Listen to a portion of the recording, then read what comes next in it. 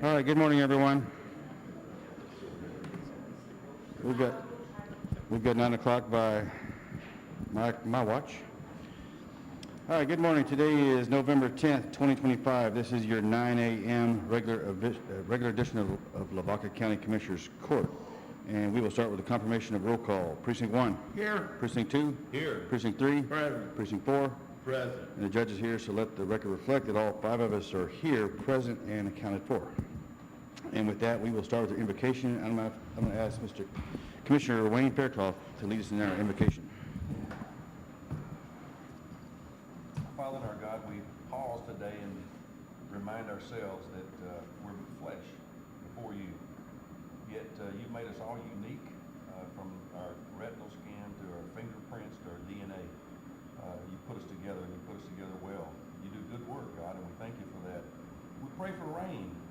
We pray for, God, that you would water the earth as only you can. We ask that you be merciful to us, your people. God, give us grace and wisdom to walk through this day.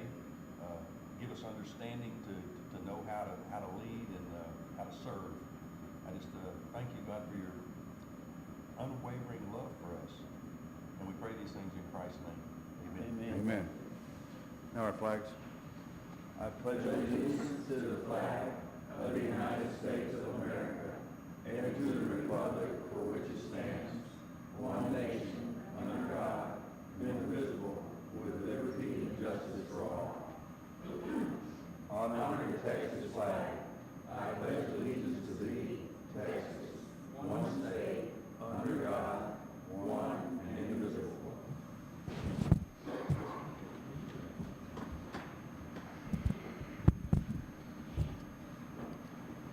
All right.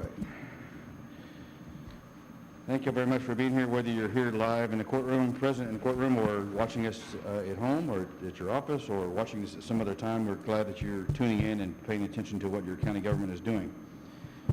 With that, we'll start with agenda item number 1, which is our announcements, public comments.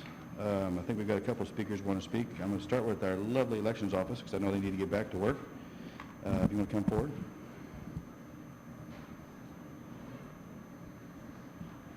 If you would state your name for the court, please. Yes. Good morning. My name is Tina Hudson. I'm the Lavaca County Elections Administrator. I just want to do a couple little reports. So we did have a very successful election on November 4th. The results are still unofficial, but we did have a turnout of 3,638 votes. During this election, we felt an overwhelming amount of support from our Lavaca County election colleagues. And so I wanted to express my gratitude to all those that showed up and supported our elections. We would like to thank the Lavaca County Sheriff's Office, Sheriff Stephen Greenwell, Chief Deputy Carl Hurst, Deputy Robbie Baker, Yoakum Police Department Sergeant Leroy Brooks, Shiner Police Department Chief Wayne Denson, Sergeant Chris Kalina, and Officer William Miller. Thank you for patrolling and keeping our elections safe and secure. Thank you also to our IT department, Jason Spector and Michael Wick, for always answering the call and being there when we have a time of need. We would like to also thank our Republican Party Chair, Lorena Cognac, and our Democrat Party Chair, Marilyn Thibodeau, for supporting and nourishing all our election workers during their long, hard day that they have. And of course, thank you to all our election workers for everything that they do for us. Truly, thank you, every one of you. Thank you very much. Appreciate that, you. Tina. Thank you. Thank you, Tina. I can say this, we only had one complaint, and it turned out to be a fake social media complaint, that someone complained about their voting ballot was mistaken, and turns out we researched, the person doesn't even live in Texas, whoever made that post, so there you go. No complaints. That's what I would say, no complaints. Thank you, Tina, for all y'all done. Next, we have Mr. Paul Gamrick. Want to come up here, say a few words? Morning, Judge, Commissioners, Good morning, good morning. crowd. I'm just here to announce on November 22nd, we're having another town hall with Rise Up for Life. And this one's going to be on fostering families. Now you think fostering, but that could be grandparents raising grandkids. It could be the full spectrum when the state takes a child and places it with a family. So it's the full spectrum. We're going to have very informational, a lot of questions, because there are a lot of lack of fostering in Lavaca County. Specifically, in Lavaca right now, the state has taken 20 kids and placed them someplace. A couple of them have been here locally with relatives. The rest of them were out of county because there's nothing here going on. There's no generation. There's no awareness of this. I'm hoping people like yourself come with good questions. There's a lot of people here that I think are wanting to help. They just don't know how. I'm hoping the faith community, pastors show up, because that is a key to how to address this. Now, there are the kids that are taken by the state, but the grandparents and uncles and aunts raising kids is a much larger number, and there's no resources for these people. These innocent children are affected by this. So, November 22nd, Saturday, 10 o'clock, at St. Peter's Fellowship Hall. We'll have some speakers. We'll have some people that are church affiliated. We'll have some people that are associated with the state-controlled Child Protective Services. We'll have a lot of Q&A because we're looking for solutions here. This is the community operation. We all have our individual responsibilities, but this is also the community trying to answer and address it. So I appreciate the opportunity, Judge and Commissioners. Hope to see you all there. Thank you very much. Thank you. And I appreciate the Rise Up for Life initiative. We appreciate y'all. All right, any other announcements? Ms. Lorena Cognac, you want to come forward?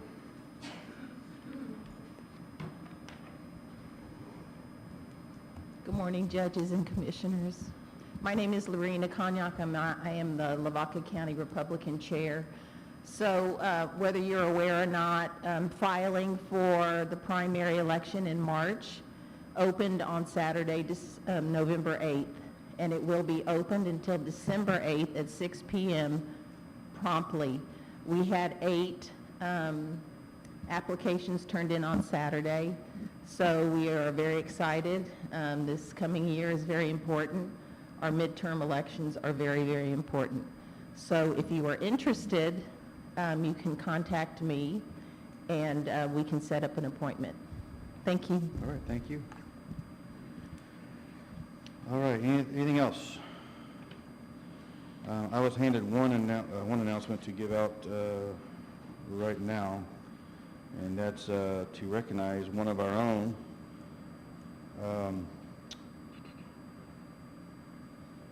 This was sent to the V.G. Young Institute of County Government, and basically we have one of our own that completed 15 hours of educational training, Commissioners Court Leadership Academy Class 11, Session 2. And they wanted me to recognize this individual for taking the initiative to get these extra hours in towards his leadership training. So, Mr. Kenny Ziegel. Appreciate it. Thank you.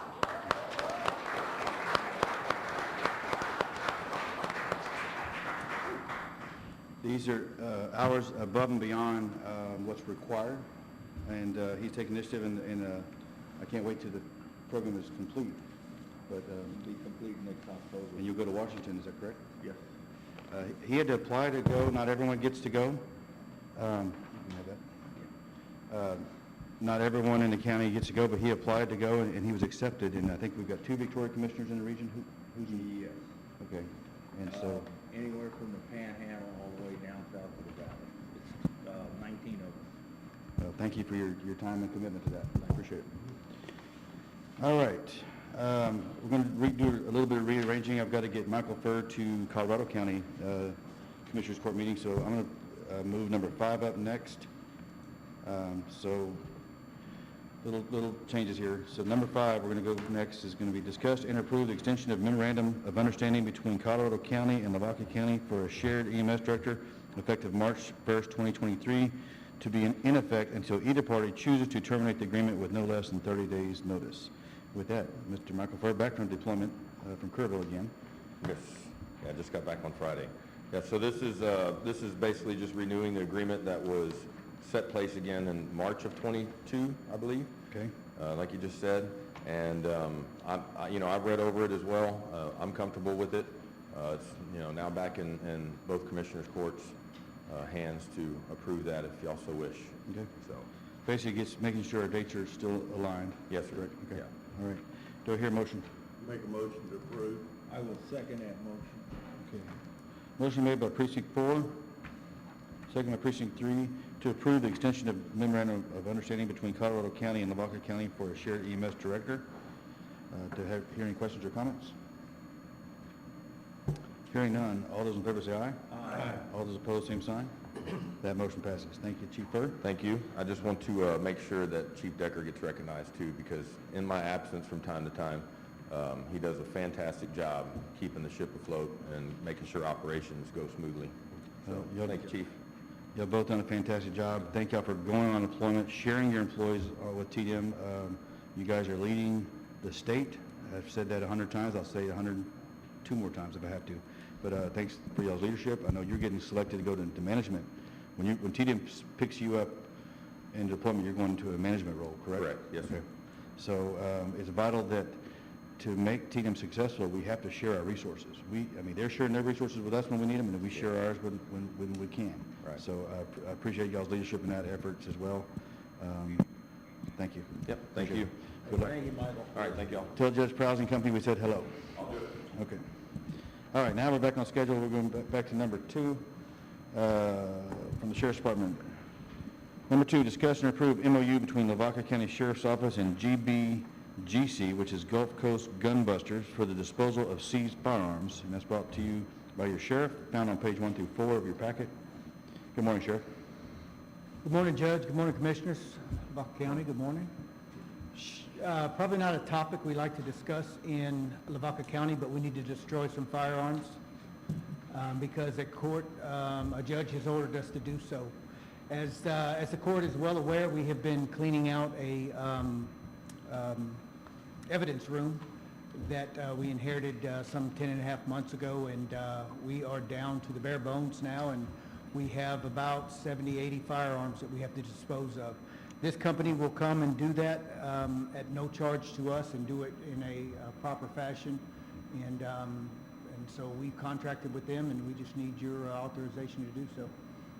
Is there a charge for the service? No charge. No charge. If there's more than 50 guns, there's no charge.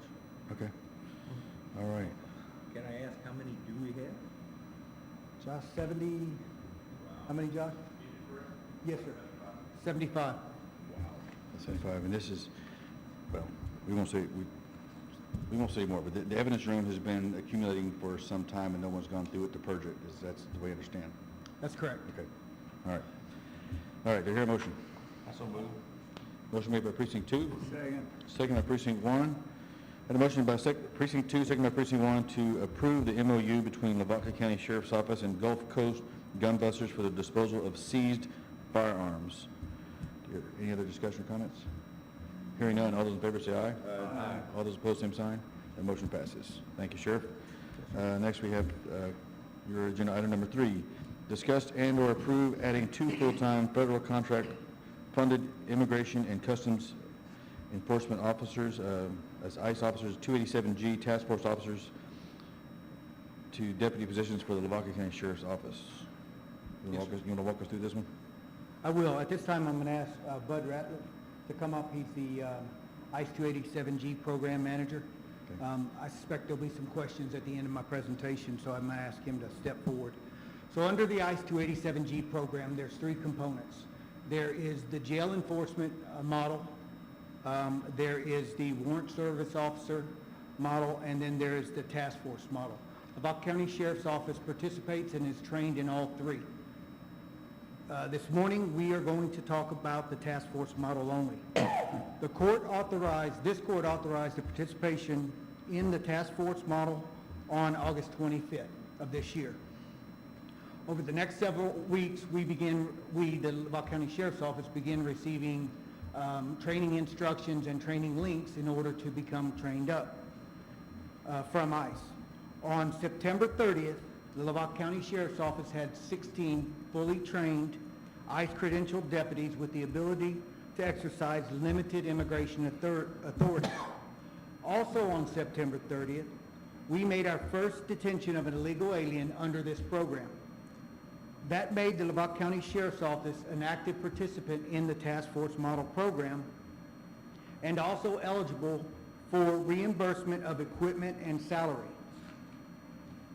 From September 30th to present, which is 42 days, the Lavaca County Sheriff's Office has detained 55 aliens and turned them over to ICE. Many were prior deports, ag felons, child predators. And if any of you have seen Friday's post or the post on Lavaca County Sheriff's Facebook page, Friday's arrest of an individual from El Salvador wanted for homicide, and we've learned today that he was also a member of MS-13. So these are can be criminal aliens with very egregious criminal histories. So these detentions are made by Lavaca County Sheriff's deputies working normal patrol duties or coming in on their days off working grant-funded overtime positions. So as stated previously, ICE has made clear that they will reimburse the deputies' salaries in support of those 287G programs. So in cases where deputies are coming in on days off and working grant-funded positions, they are not eligible for ICE-funded salary reimbursement because they'd be double dipping. And in cases where deputies are working patrol calls for services across the county, keeping track of the hours worked under 287G versus the patrol duties and calls for services would prove too cumbersome and exhaustive. So what we're proposing is that we create 2 additional spots for full-time ICE 287G deputies whereby all they would be doing would be working interdiction services for Lavaca County and be reimbursed by ICE full-time. Does that make sense? Makes sense. Okay. So that's where I was going to stop and allow questions and for myself or for Bud. They'll be doing a regular job. They'll be doing the regular job, but not calls for services. Right. Not domestic violence, not cattle calls, not all the other things that would pull them away from just interdiction services. Or working, sometimes they'll send down lists that they get from DC or elsewhere that their intelligence analysts have worked up that indicate that there might be a group of aliens, criminal aliens in Yoakum or in elsewhere throughout Lavaca County that we go and pursue. Bud, would you like to add? Do you have 2 employees now that qualify? We have 16 16. qualified. Yes, sir. Now, it'd be worth mentioning, when those 2 come out, we would work to backfill with regular patrol deputies. So we can slide 2 over to these new positions, and then Yes, we can have room to backfill. Correct. So my question is, the financial risk to the court, this is 100% reimbursed when we slide these 2 positions out? 100% reimbursed? Can you ask that again, Judge? I'm sorry. These 2 positions that we're creating, it's going to be 100% reimbursed by ICE? Yes, please. Good morning, Judge, Good morning. Commissioners, how are y'all? Bud Rattler. Nice to meet you, Bud. Yes. Thank y'all for having me. So under the current administration, the 287G Task Force is a model. They are kind of focused on reaching the goals of the President.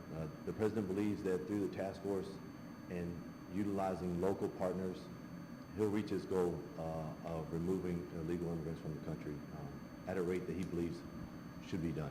And I'll tell you, currently, the task force partners outnumber us 3 to 1 as far as agency size, as far as what we have enrolled versus ICE officers on the ground. So you definitely are a force multiplier.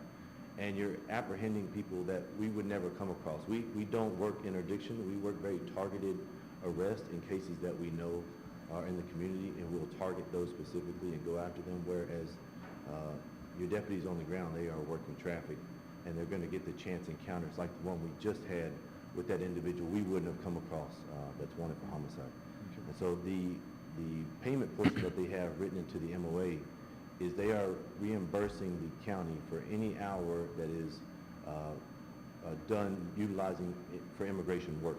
So like the sheriff was referencing, if you have someone out doing regular calls, if in the scope of their day, if they pull someone over and they believe they are an illegal immigrant, at that point they'll put on their immigration hat and can bill. But it becomes cumbersome to try to figure out what the time was and how long that person was in action for that that cost, where if he was solely doing immigration-related functions, he could bill for that entire day. So they will cover 100% of the salary of the deputy up to also an additional 25% of their overtime. Okay. I want to ask this at the auditor's office. Does the auditor have any, you've been aware of this program, or do you have any concerns? They've already gotten with us and created a pay code and also in the timekeeping system for those particular deputies to Okay. clock in and out. So it should be fairly easy. Okay. The hard part is going to be asking for reimbursement for that Excel spreadsheet, but we'll get it. Yeah. They're definitely trying to line it all out. They did. Yes, So ma'am. I'll be asking questions. Sure, 100%. Are we the only county right now in our little area that's doing this, or do we have any surrounding counties? So surrounding counties that are participating in task force, we have Jackson, Calhoun, Goliad, Victoria. All of our surrounding counties are participating. Lavaca County is one of the first to be proactive in saying, hey, we want to delegate someone full-time towards the program. Okay. Any questions? Yes, sir. Just a couple questions. When you factor in the salary, you're factoring in the full cost of that? Yes, sir. Okay. So will it still work if a patrol officer apprehends someone? Will that require the new officer to No, sir. So to the way intervene and? it can still work the way it does. In addition to having your officers that are strictly immigration related. So if, I'm gonna just call Deputy A is your immigration enforcement guy, and Deputy B is your regular patrol guy. Deputy B pulls somebody over, but he is trained in task force. The sheriff's office can bill for Deputy B during those hours that he's working immigration work to arrest that individual. Because the way it works is they call us and they say, hey, I have an individual pulled over on the roadside. Will you run record checks? We run the record checks. We confirm the arrest to cover the sheriff. That way no one's making a bad arrest. And we authorize the arrest. Once the arrest is done, they have to transport them to our nearest ICE bed space contract, which is Victoria County. So they drop them off there. All of those hours are billable back. Okay, but it wouldn't require the immigration officers to be on site at the stop and the arrest of the offender, the individual? Not if the officer who stopped the person is a trained task force officer, which all the deputies are. All of them are? Okay, Yes, okay. sir. Will we be able to help out the surrounding counties, like maybe through an MOU too? Have y'all looked at that? Till they get established? So if a county has a participating MOU with other counties, they absolutely can, because the authority is a federal authority that you have to enforce immigration law. So we have many on the OLS task force that are going around to many different counties and still supporting that immigration function. Yes, sir. Well, I would say this is, definitely sounds like cutting edge, more so than any county government has ever done as far as bridging the sheriff's office with the federal government and as far as immigration control goes, immigration enforcement. With the force multiplier too, it allows us to do things we couldn't have otherwise within the county budget, because now we're able to backfill those two positions that are vacated, paid for with federal funds, and refill, hopefully, refill those spots with 2 regular patrol deputies. That's our hopes anyway. Okay. All right. So this is essentially grant-funded positions, correct? So subject to grant funding. We're not calling it grant funding though, right? It's contract. It's a contract. It's a contract. So is there length to contract on this? It's under the 287G contract that the court's already approved. It's just the funding component that exists Okay. along with it. Okay. Am I correct? Yes.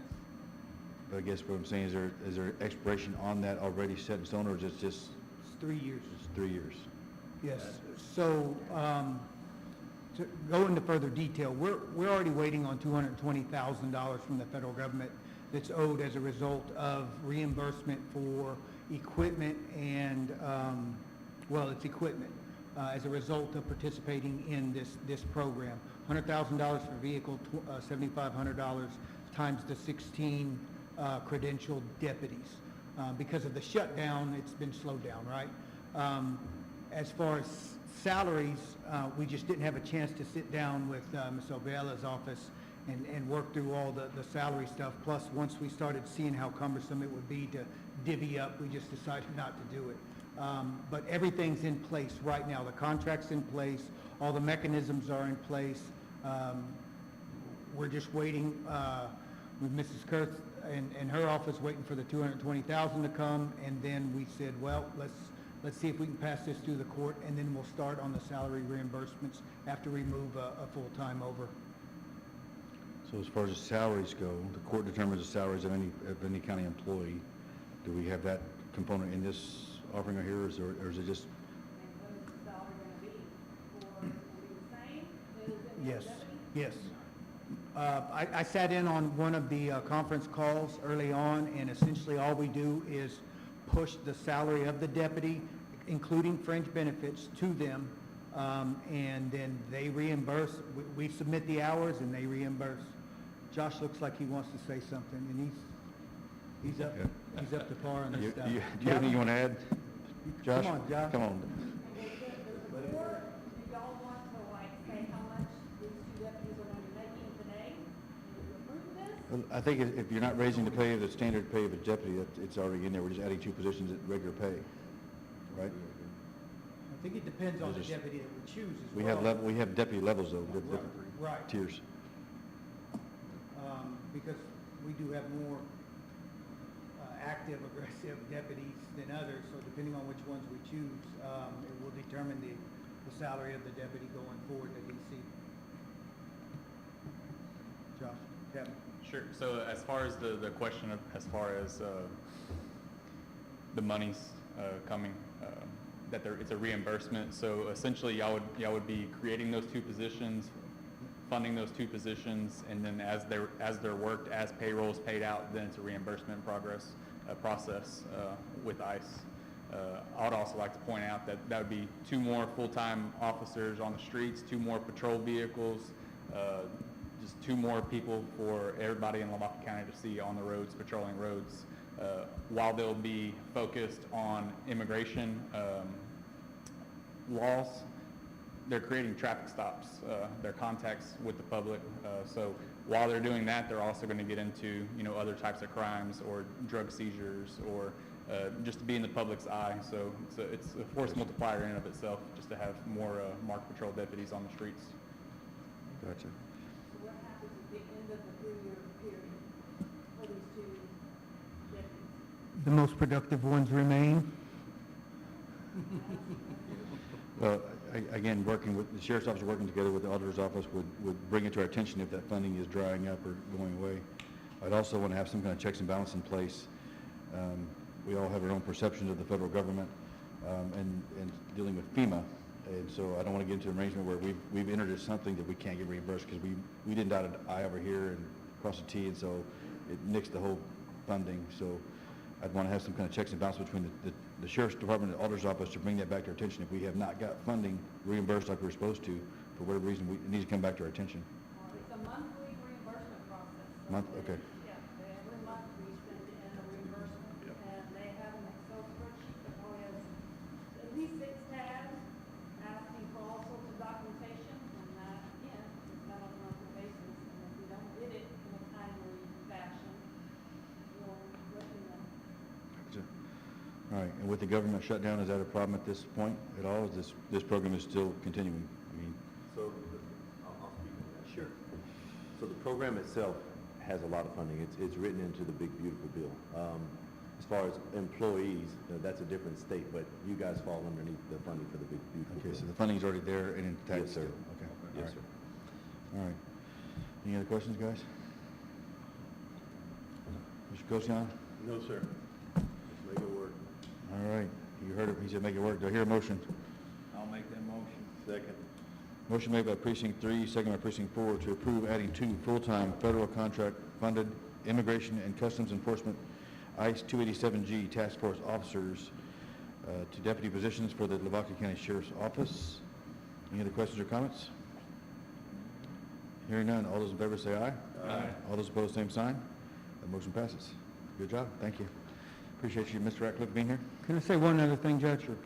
Happy birthday to all my fellow Marines. Happy 250th. How many years?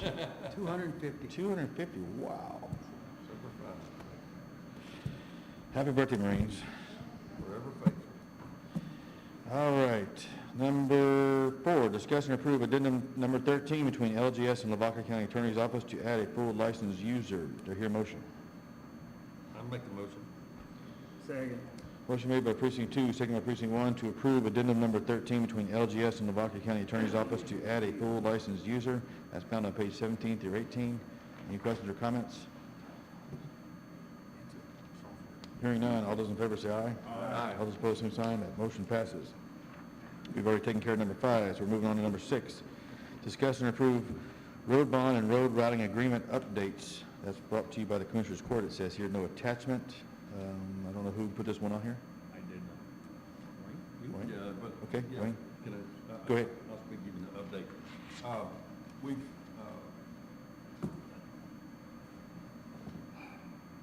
after working with, multiple, entities regarding our road use agreement and them poking holes in it and showing me that there are gaps and areas that can be interpreted differently than what we think it's being, we're agreeing to. So the agreement needs some tightening.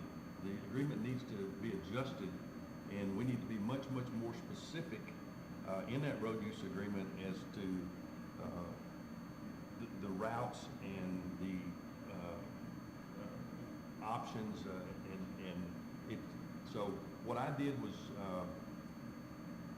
mark up the document, gave it to our county attorney, Mr. Reeves, and asked him to work with that document as well.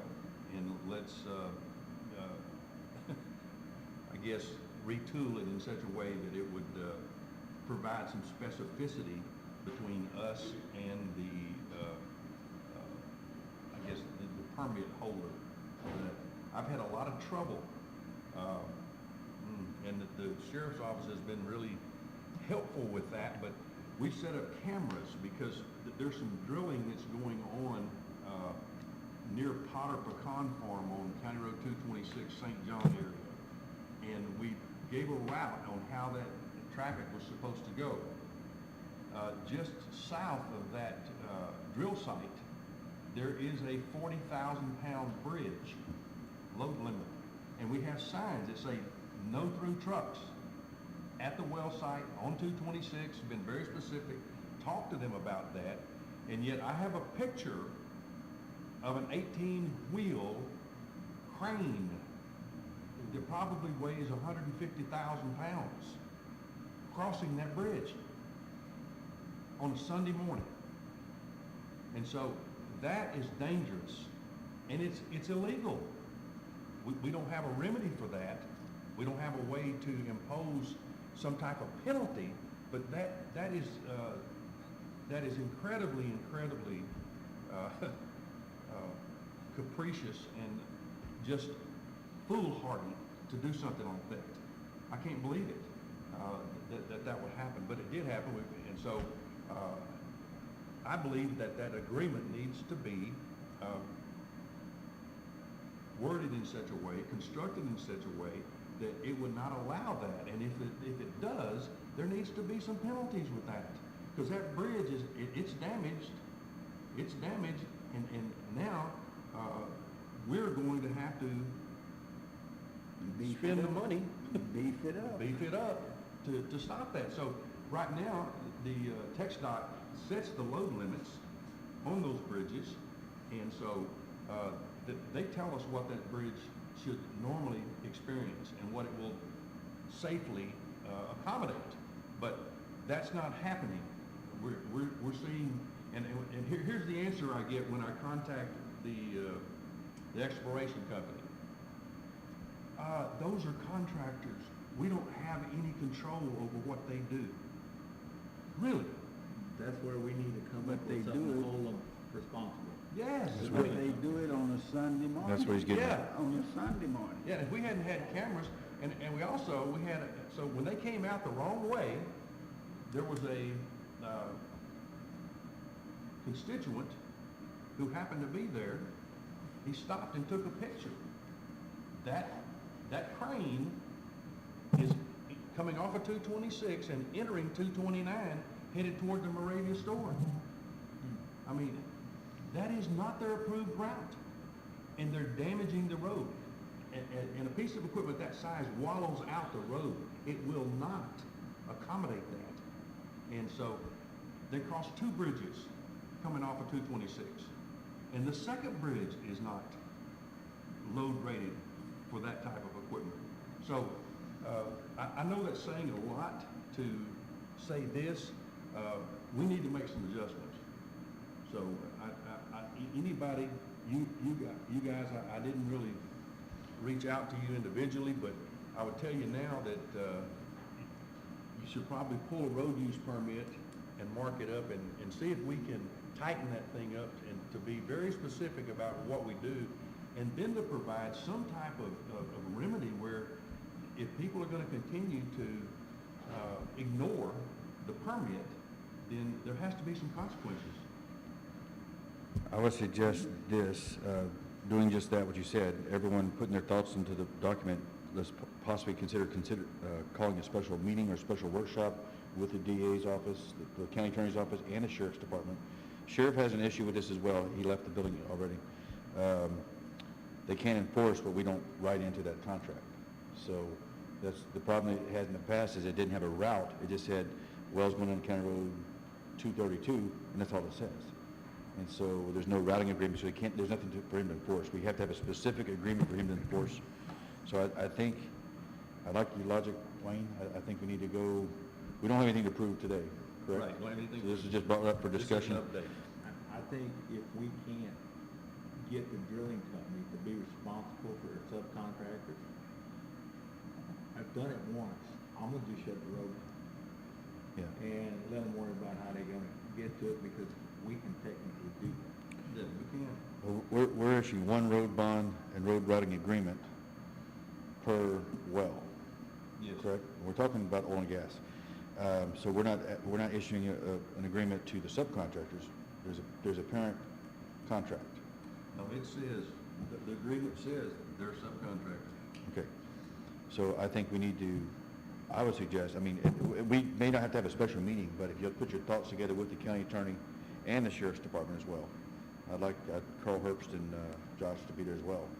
So they're aware of what we're writing in there, so they can dictate to their law enforcement officers, what are we looking for, what are we doing, and maybe, do they have electronic access to those permits? So if they pull over a certain rig, is overweight, and they can electronically pull up a permit, whatever, Yeah, that's what we need to do. we can make that public too.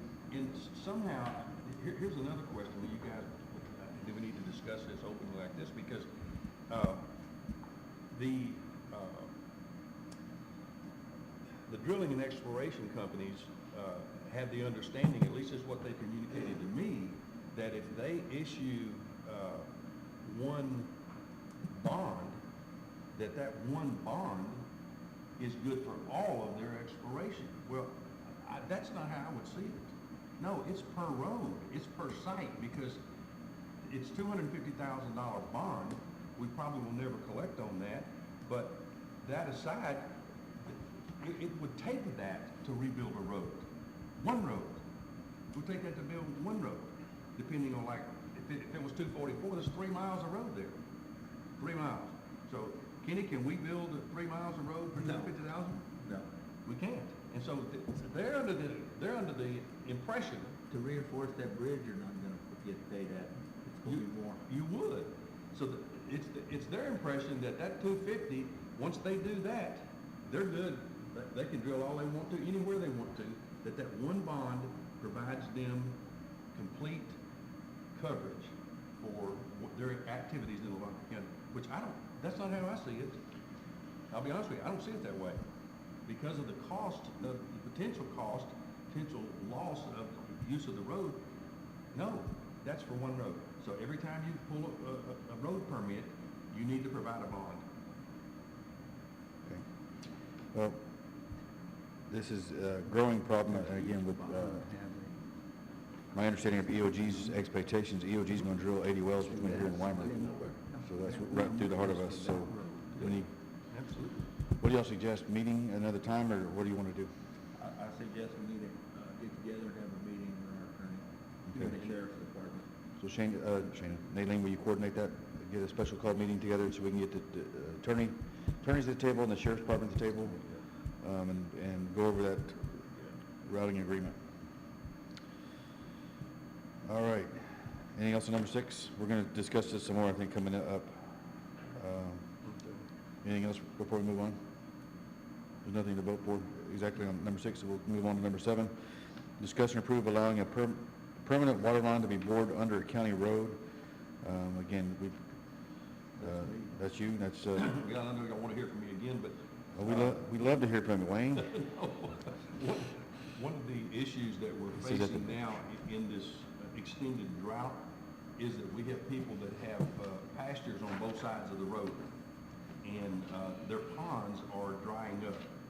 I see way more dry ponds than if it's a big lake and has a lot of water in it, then yeah, maybe it'll sustain this extended drought. But if it's a pond, it's not gonna make it. I mean, it's just not. So, Mark Uriska asked me to, said, hey, can I bore under the road? I'm gonna go 6 feet under the road, come up on the other side, put a conduit in there, a sleeve, and then put a water line through it. The pond on that 100 acres over there is dry, and my cows have no water. Well, this is not the first time I've heard this, and it's not the first time I had to deal with this. So,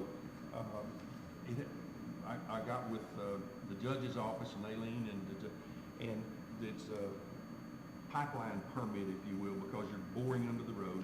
And so if you look in your packet, there's detailed drawings of what this is going to do. So it's just going to literally go 6 feet under the road, come up on the other side, and they'll put a water trough in. So they pay $500 for a permit to do that.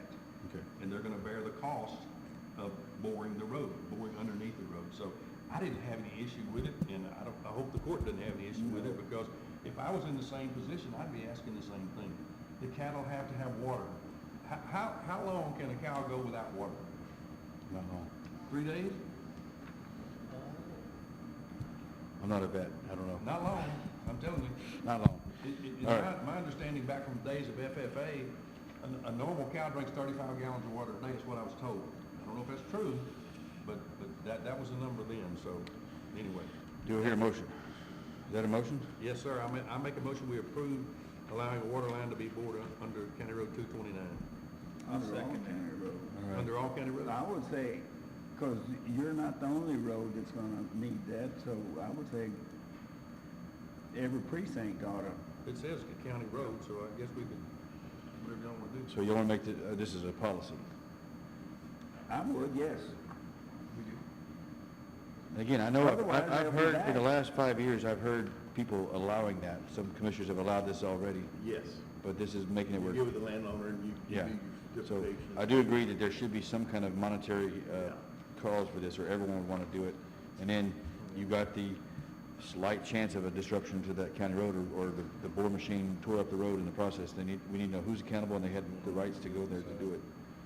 Yeah. So I got a motion from precinct 2, second by precinct 3, to approve allowing a permanent water line to be bored under a county road Yes. with required permit. Any other questions or comments? Hearing none, all those in favor say aye. Aye. All those opposed, same sign. Motion passes. All right, number 8, we have a typo on here. Should say discuss and approve road use permit, not temporary water line. So number 8 is discuss and approve road use permit between Modern Exploration and Lavaca County Precinct 2 to include Lavaca County Road 262 to accept a line of credit in replace of a bid bond. That's brought to you on from Precinct 2, found on page 23 through 32.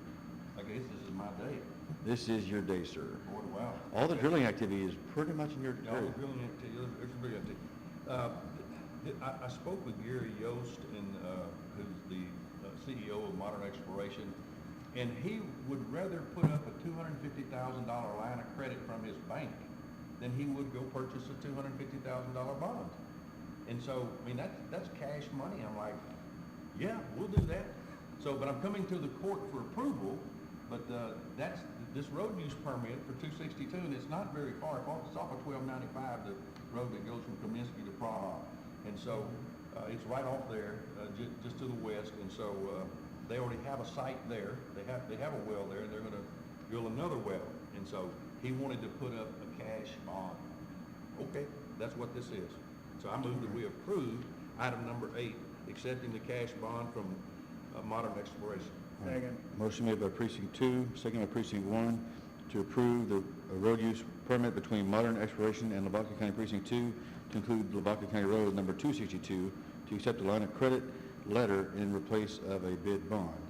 Any other questions or comments? The only thing I will add is that you did run this by the county attorney's office, and the county attorney did approve. And said Yes. that will work, so. Yes. Okay, so Thank you. James Reeves did approve this. So motion made by precinct 2, second by precinct 1. Any other questions or comments? Hearing none, all those in favor say aye. Aye. All those opposed, same sign. That motion passes. All right, number 9, we're going to have a short, executive session. So let's do number 10 and get that going. Yeah. And then we'll come back to number 9. So I'm gonna skip number 9 for right now. We'll go to number 10. Number 10, advertise for bids for the purchase of the following items for Lavaca County roads. Commissioner Ziegler, do you want to walk us through your items there? for Yes, bid? this is our end of the year bid for equipment, labor, and materials. We need to go out for bids.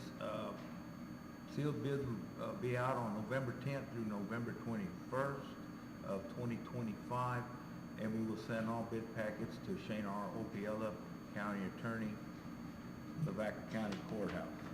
We need to advertise for bids for the purchase of the following items for the Lavaca County roads. Level Up patch material premix type D, hot mix Colay type D. Purchase of HMAC regular D hot mix asphalt. Coverstone pre-coat grade 3, 4, and uncoated grade 3 and 4. Soil stabilizer, quicklime, pebble bulk, powder lime. Your oil, hot oils, AC5, AC10, and MC30, and then CRS2. Limestone 3/4 to dust, 1 inch and down, an 1.5 inch road base. Vegetation management service. Purchase and delivery of various pit run gravel and screen gravel, 1.5 inch down. Bulk gasoline, diesel fuel for all commissioners, precinct, sheriff's departments, senior citizens center, Hallettsville, Yoakum, Lavaca County EMS, Hallettsville, Shiner, Moulton, emergency management and maintenance, labor and equipment for road construction. All right. This is a thing we do every year, and we'll open them and grant those bids probably the last meeting in December, Okay. or thereabout, or in December. Is that a motion, sir? I'll make that a motion. When's the bids due? With the bidders? 21st. Oh, January 1st. Oh, December 1st? Okay. We will award December 9th. Okay. Bids are due in, sealed bids are due by December 1st. Yeah. At 10:45 that morning, we will award December 9th. Okay, gotcha. All right. Yes, sir. Quick question, I don't mean to, the bulk gasoline, is that just regular unleaded? Is that, No, that's all of it. that's all of it? Road diesel, red diesel, and gas. Yeah, I'm just wondering if it included, ethanol-free gasoline. Bulk gasoline and diesel fuel. I guess we can ask for a quote. I Well, mean, we could, but. I know we the- use such a little, we use such a little amount of it. Yeah. That we just go ahead and get it where we Well, can. that's what I've been doing, because I tell you what, this, Well, okay, if you lose, we do this at our farm, bulk gasoline is ethanol free, because it may sit there for a while.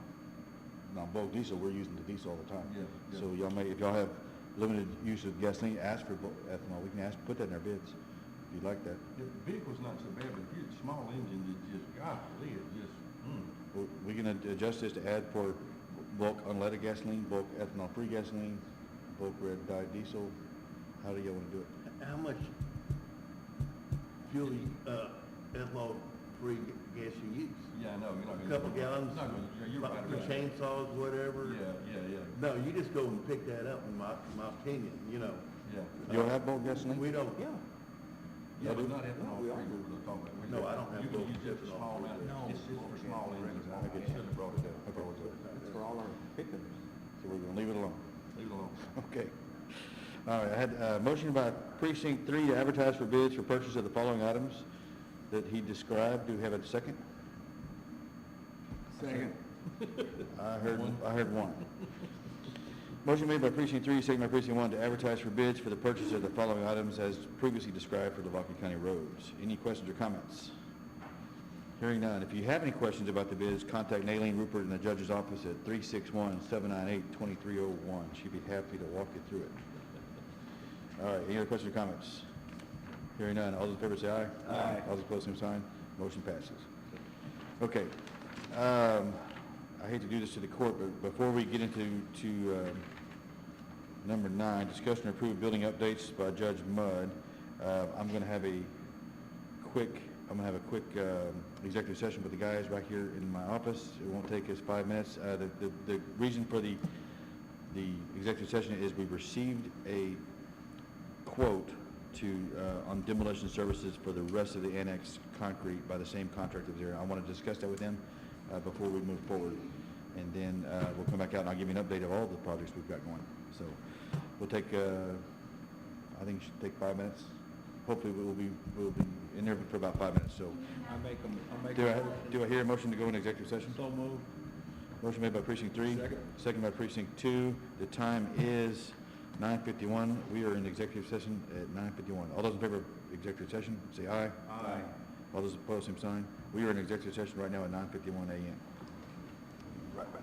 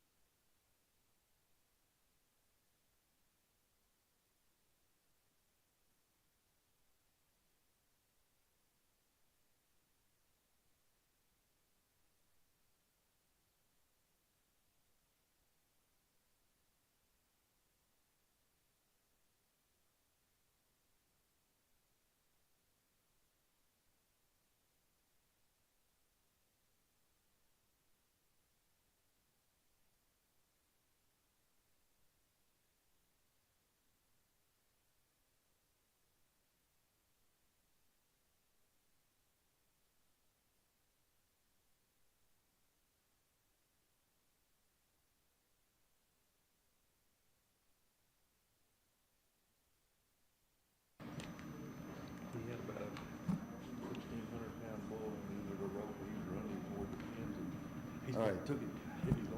We were in executive session. To have a motion to come out of executive session or close the session?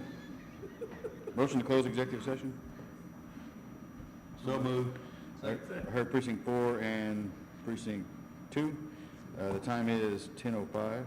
That was one of the fastest executive sessions we've ever had, believe it or not.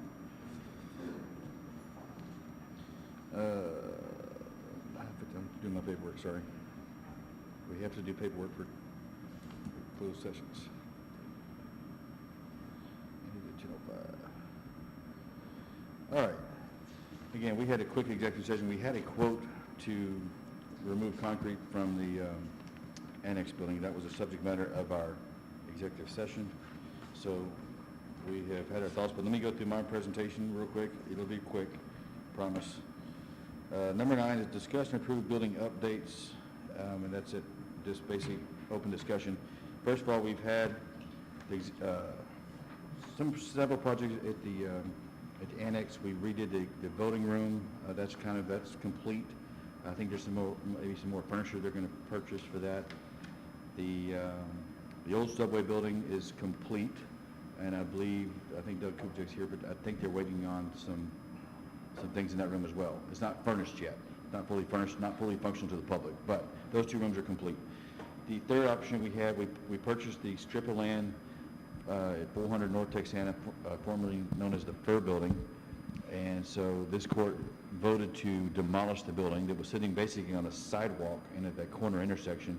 Has not been used in 50 years that we're aware, and so it was crumbling, deteriorating, so we purchased the building, we demolished it.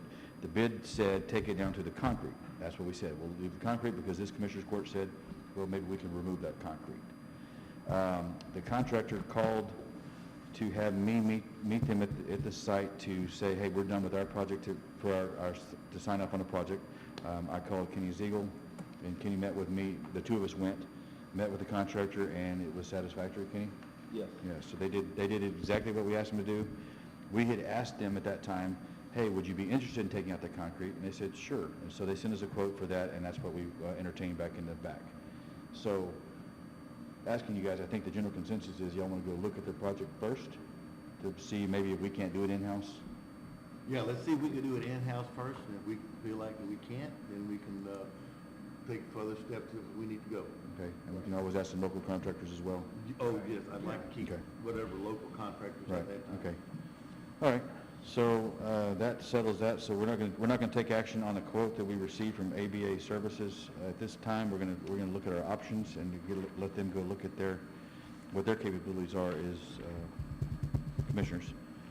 The court, and I told us, explained this to the paper. The paper asked me, what are we doing at that site? I said, we haven't voted on what we're doing with the site. We've talked about expanding the parking lot. We've talked about creating a driveway access to Dodge Street from the front of the annex parking lot, so you don't have to exit back onto the highway. You can exit onto Dodge Street and go back around to a traffic light. We have not voted on that, so I'm not going to ask you to vote on it now because we got some time.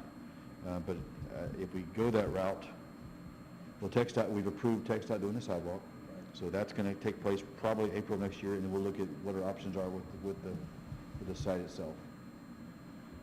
We have not taken action on what we're going to do down Dodge Street. So TxDOT's doing the sidewalk on the front, and I assume if we're going to do a project down Dodge Street, that would probably be on county dime, I would think, but we'll find out. So anything else on the annex? Going once, going twice? So we're gonna have some more discussion on what to do with the parking lot. Regarding the courthouse, we have been in talks with RBO and the Historical Commission about redoing the doors, repurposing the doors. We have a quote from them from getting that done, and we're working with the Historical Commission this time. So right now the ball is in the Historical Commission's court. Doug Kupchak is in charge of that, looking to see what we can get approval on to do the doors. And that's electronic locks on the doors and reversing our doors where they